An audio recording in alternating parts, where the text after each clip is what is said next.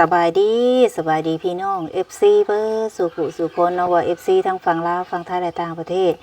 ยินดีต้อนรับเข้าสู่ซ่องสบุญมาบ้านเฮาคือเก่าเด้อพี่น้องเด้อพี่น้องเอ้ยพบพ่อกันมื้อนี้พี่น้องเอ้ยสบุญก็ยังอยู่เฮือนอยู่ซ่านอยู่พี่น้อง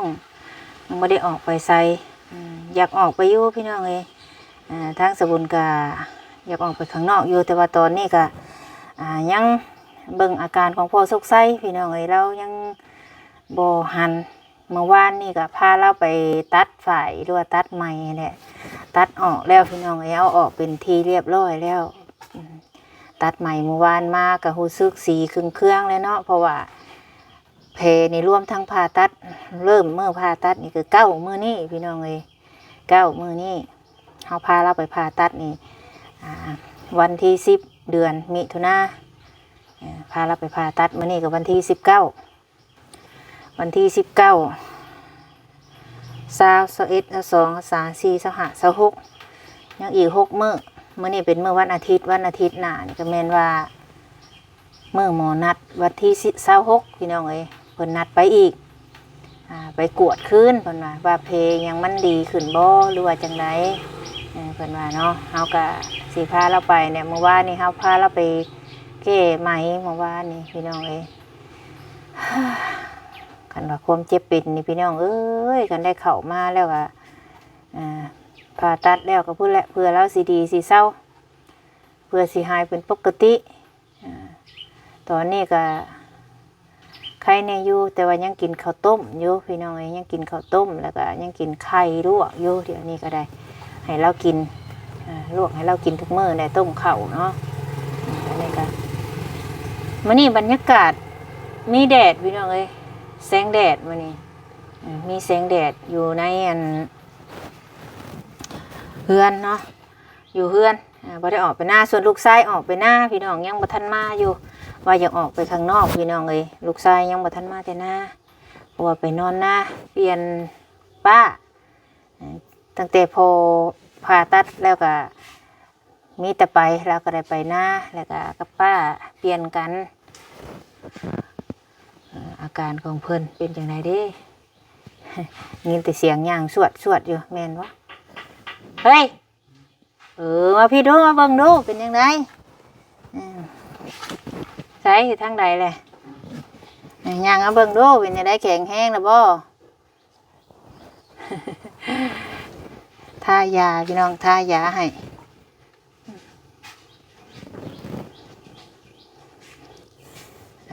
เนี่ยย่างมาเลยพี่มานั่งเตียงพี่สบายดีเป็นไงได้ดีขึ้นแล้ว นี่แต่ดีขึ้นแล้วทีดีขึ้นอยู่ใครเนี่ยทีใครอยู่ใครอยู่แล้วกันใครก็ว่าใครได้บอกใครก็บอกให้ตัวได้ย่านมูอุกใจน้ำตัวว่าใครบอกได้ได้ใครอยู่หรอผ่านดีขึ้นอยู่ทีใครอยู่ดอกซะยังคือเป็นยังไงหลังจากที่เฮามันไปแก้ผ่ายมันยิบออกเป็นยังไงเบาขึ้นบ่หรือว่ายังตึงซ้ำตอนที่ท่านได้แก้บ่หรือว่าได้ความรู้สึกมันน่ะแตกต่างกันบ่กับตอนที่ว่ายังมีผ่ายกับบ่มีนะต่างอยู่ตัวไหนต่างแก้วแล้วมันคือเหย็ดแบบมันจะคลายออกนั่นเนาะตอนตะกี้น่ะมันยุ่มเหมือนซะผ่ายจองไว้นะแต่เดี๋ยวนี้มันคือคลายออกแบบย่านจะคือท้องมันอยากฉีกสิบ่แต่มันบ่ได้ฉีกดิบ่ได้ฉีกหรอกแต่ว่ารู้สึกว่ามันคืออยากยะออกเพราะว่าตอนนั้นเพิ่นยุ่มไว้สิเนาะเพิ่นยุ่มเพไว้สิเดี๋ยววันนี้เพิ่นตัดออกแล้วมันเพิ่นแบบนี้แต่หากบ่ได้เจ็บบ่ได้หยังบ่บ่ได้เจ็บบ่ได้หยังที่บ่ได้เจ็บหรอกแต่ก็หากระวัดระวังเนาะหากก็ได้9มื้อนี้หากก็ได้9มื้อละว่า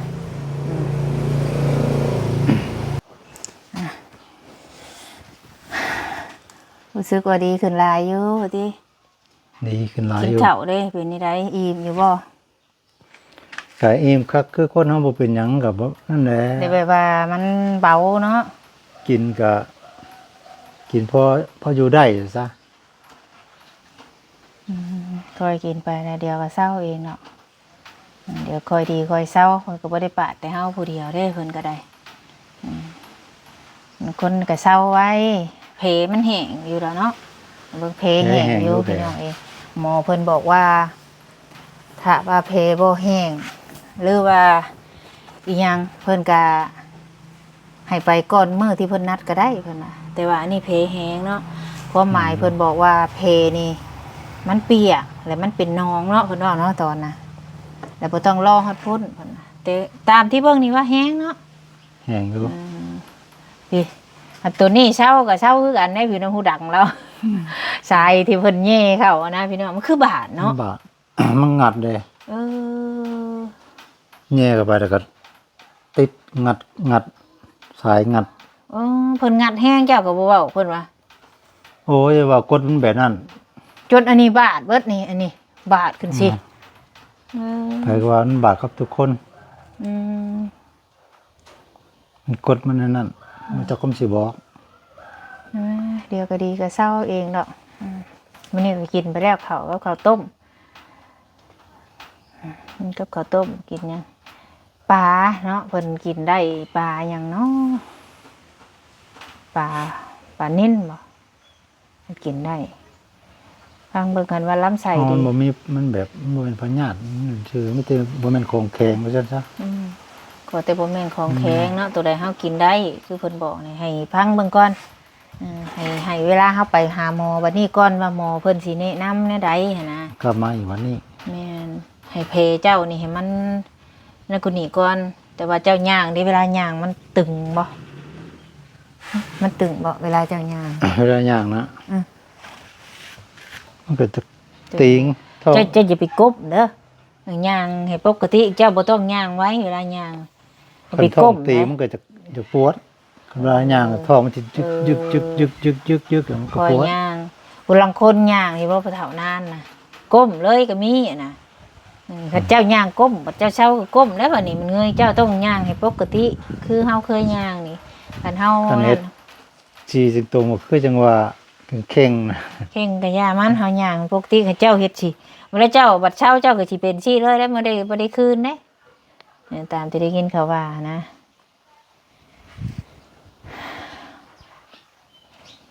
สิอยู่ได้บ่มื้อนี้ว่าสิออกไปนอกได้มื้อนี้ ได้อยู่ ก็ได้บ่ถ้วยบวงคันเจ้ากินข้าวเจ้าก็บ่ต้องล้างปะเมียนหั่น อยู่โชคชัยนะ นี่ไปป้าลุงก็อยู่เฮือนอยู่น่ะนำบ่ใกล้นี่แหละนี่ใกล้ทัดอยู่ออกไปได้เคยอยู่น้ำกันแบบใครแน่เลยก็ออกไปได้หาเงินหาคำนะจะได้แบบมีฮอดอันสิชื่อ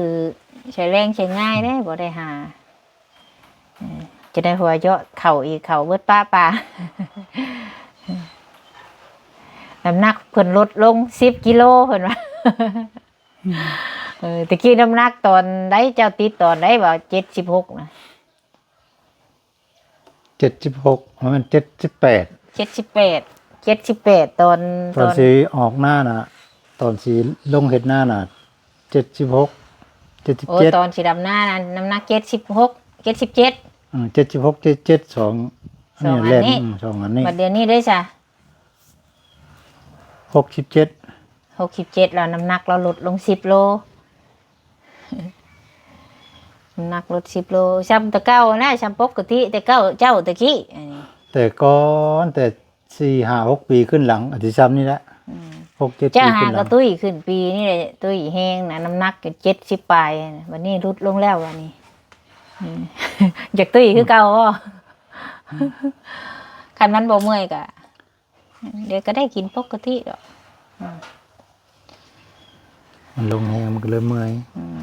มันก็เมื่อยบ่แม่นว่าเมื่อยเจ็บบาดเจ็บแผลเจ็บในท้อง เมื่อยว่าเฮากินบ่เต็ม เมื่อย ที่ แบบว่าเฮาเคยกินเต็มอิ่มกินอาหารมื้อนี้เฮามันกินแบบคุณจะจืด อด กิน เอา นี่ ซะ กินน้อยนะ อด กิน เอาซะ น้อย เพราะว่าเจ้า ๆ มั มัน น นี่ นี่เฮาอยากมันเฮาแล้วเมื่อยเพลีย บ่คือผู้อื่นได้เขาเจ้าพัดพาคนละแบบคือเจ้าพัดพา อ๋อแบบ บ่อนรับอาหารบาดนี้ หยังลงไปมันก็หับอยู่หั่นบัดนี้ของเจ้ามันหัวบัดนี้เพิ่นก็บ่พื้นกันคือเพิ่นเย็บเนาะแต่เฮาบ่ฮู้หรอกว่าเพิ่นเฮ็ดแนวใดกระเพาะอยู่ทางในนะเฮาบ่ฮู้หรอกว่าเพิ่นเฮ็ดแนวใดบัดนี้ถ้าตัวนั้นมันยังบ่ดีเจ้ากินน่ะมันก็สิเจ็บอีกคือเพิ่นเว้าแหละปากแล้วก็สามารถเป็นได้คือเก่าถ้าความกินเฮาเจ้าความกินของเจ้าแบบว่ากินแบบว่าบ่อิหยังเพิ่นเอิ้นน่ะกินของที่แบบว่ามันแข็งเกินไปมันก็สามารถนั่นอีกเพิ่นว่าเจ้าก็ต้องคลำความกินก้อนช่วงนี้เวียกก็งดคือสมมติว่าเวียกแบบว่ามันนักหลายก็บ่โจมคือหมู่และจนปี2ปีพวกเขาจึงได้โจมนักจึงได้ไถนาได้เราค่อยถามแล้วลุงมันเรา2 ปีแล้วพอนั่นเราก็พายามนี้แล้วเราว่าครบเรานำทางค่ะเพื่อฮอด ยามเข้าขึ้นเล่าเจ้าก็สินั่นกว่านี้ก็ตก3 เดือน 4 เดือนแล้วพอเกี่ยวข้าวคือฮอดยามเกี่ยวข้าวก็ออกพรรษาเนาะได้เกี่ยวข้าวเนาะแต่ว่าปีนี้ด้วยเป็ด2 คนยันได้เกี่ยวก่อนออกพรรษาเพราะว่ามันเดือน11เก่าเด้เนาะตามแต่เก่านะเข่ามันบ่ไปน้ำได้พี่น้องเข่าค่ะตามอายุแม่นถ้าเข่านี่เอาตามอายุเข่าโดมันก็สิ3 เดือนเข่างั้นนี่4 เดือนมันสิเอาตามอายุของมันเด้เข่ามันบ่ได้ไปตามเดือนหย่อน้ำได้สมมติคือเดี๋ยวนี้เนาะเพิ่นเอิ้น8นี่8ที่2นี่เข่านี่มันเป็นเดือน9แล้วนี่เดือนหน้านี่เป็นเดือน10เดือนฮื้อนี่ก็เดือน11ก็เริ่มแล้วเริ่มตั้งท้องหรือว่าเดือน10ค่อยนี่ก็เริ่มแล้วผู้ใดดำเข่าดอก้อนนะผู้ใดใส่เข่าดอก้อนนี่เดือน10ค่อยคือเดือนหน้านี่เนาะแม่นม่านและภาษาบ้านเฮาเอิ้นเดือน11เดือน10ไม่เดือน10ตัวนี้ต่อไปก็แม่นว่าออกใหม่ก็แม่นได้เกี่ยวแหละบางคนน่ะแต่ว่าคือหน้าเฮานี่มีแต่ออกพรรษาเกี่ยวทางลูกชายมาแต่หน้าแหละ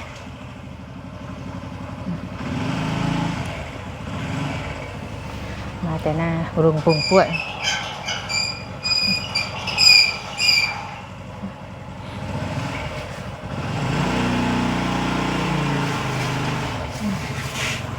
แต่มาจะออกไปข้างนอกแล้วพี่น้องเอ้ยสิไปกับลูกให้แน่ไปแล้วก็เผาไปเผามานี่ยังก็โทรหา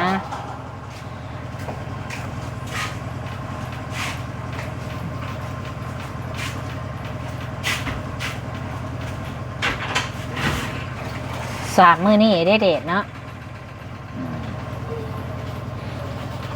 3 มื้อนี้ เจ้าเอาตะเกียดับหน้าแล้วเด้อสินอนกับข้าวสินอนเช้าเมื่อยกับข้าวคนเช้าเมื่อยคักกะลิบาทนี่เนาะ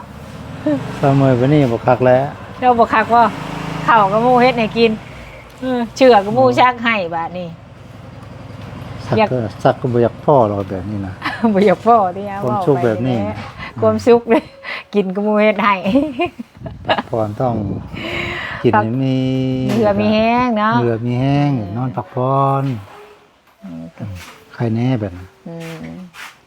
เฮ็ดได้ซะแล้วมันเป็นพยาธิคือผลว่าเกิดแก่เจ็บตายมันเกิดขึ้นกับทุกคนพี่น้องเลยของตัวนี้นะมื้อนี้เฮาบ่เจ็บมื้อหน้าเฮาก็เจ็บเป็นได้เฮ้ยก็ได้สิออกไปข้างนอกได้บาดนี้ก็มาช่วยก็เด้อคนเฮามันก็สิได้เจ็บผู้นึงเจ็บนึงผู้นึงเจ็บนึงคัดไผบ่เป็นหยังนี่ป้ารวยแหละบ่มีเงินในกระเป๋าเป็นชี้นะโอ้ยอันนี้คันว่าเอื้อยอ้ายพ่อแม่เพิ่นบ่ช่วยมานี่ค่อยได้สิได้ไปทำงานเพราะว่าต้องไปหายืมเงินมาเด้มาปัวเด้ต้องไปทำงาน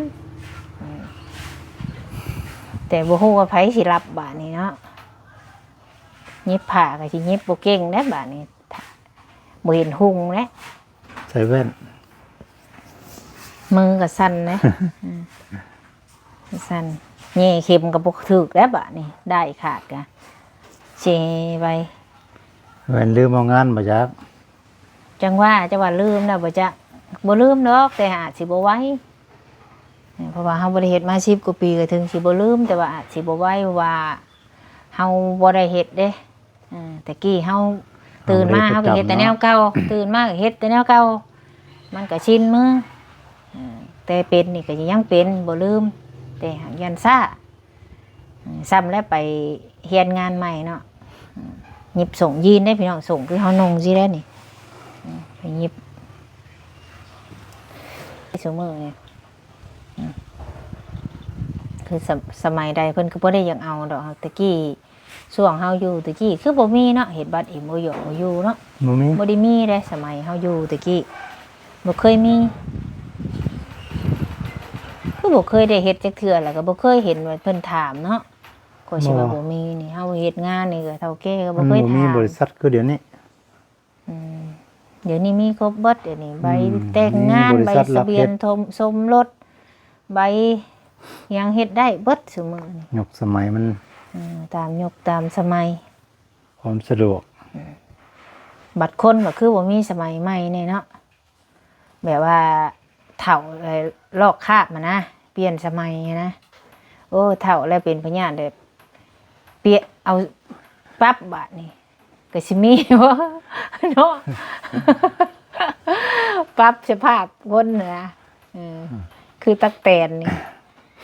คืองูคือเงี้ยวนี่ล่อคาบออกไปเป็นตัวใหม่นี่โอ้ มันมีแผ่นดินอยู่แบบนั้นนะ บ่ว่าไปสิแล้วเนาะล่อคืองูอีกแล้วโอ้ยเจ็บเป็นเอ็นอุ่นเนี่ยเปลี่ยนเครื่องในไตท้องใหม่แบบนั้นผัดบ่มีเพชรดินอยู่ว่าซั่นเนาะโอ้อยากไปจากรอดหรือคืนก็นอนม่วนไม่ได้เลยคือแจ้งไว้จะว่าบ่จักไม่ได้คือแจ้งไว้ มันหูเมื่อ หูเมื่อมาเฮาคืนเลยนอนเนี่ย มาเฮา นอนรับคืนนี่แบบรับบาทเดียวเลย